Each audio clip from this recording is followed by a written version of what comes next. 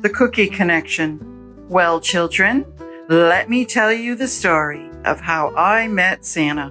It all started with cookies. Magical cookies, to be precise. Before I became Mrs. Claus, I owned a tiny little bakery nestled in a snowy little village called Evergreen Hollow. My shop, the Jolly Gingerbread, glowed warm and golden on even the frostiest nights. The smell of cinnamon and sugar would drift out into the streets, drawing people in like moths to a flame. One particular chilly Christmas Eve, just as I was sweeping up flour and preparing to lock the door, the bell above the door jingled.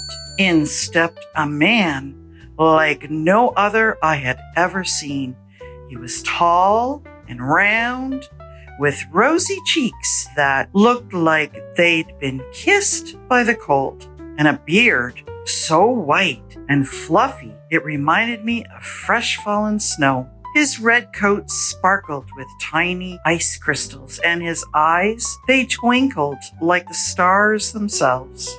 "Good evening," he boomed, his voice deep and warm like a crackling hearth. "I've been told your cookies are the best in the world, and I simply couldn't pass through without trying some." I chuckled. "Well, you're in luck. The oven's still warm. What'll it be?" "A dozen gingerbread men," he said. "To go, if you please. I'm in a bit of a hurry tonight." As I quickly boxed up his order, I couldn't help but notice the jingle bells outside. Peeking through the frosted window, I saw a sleigh, a grand, shining sleigh, parked just beyond the lamppost. My heart skipped a beat when I noticed the team of reindeer pawing at the snow, their breaths puffing into the frosty air. "That's quite the sleigh you have waiting outside," I said, handing him the box of cookies. He grinned, took a bite of a cookie right then and there, and closed his eyes.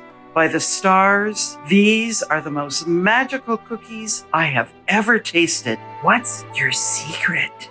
I leaned in with a smile and said, "A pinch of cinnamon, a dash of nutmeg, and a whole lot of love." He laughed, a deep belly-shaking laugh that seemed to fill every corner of the room. "Well, Margaret," he said, glancing at the clock, "I wish I could stay, but I've got a busy night ahead, some very important deliveries to make."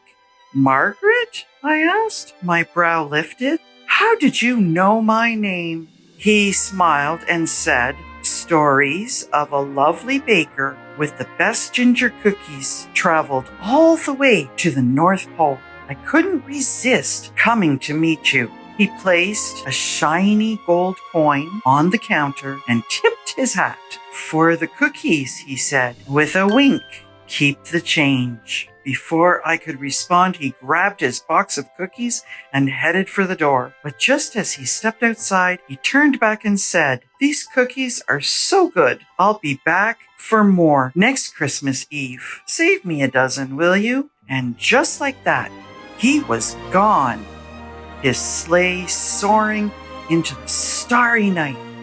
Jingle bells and reindeer hoofs tapped the sky.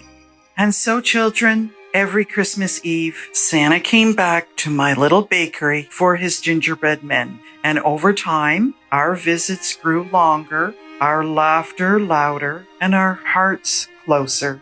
Eventually, we knew we were meant to share every Christmas together, and that's how I became Mrs. Claus.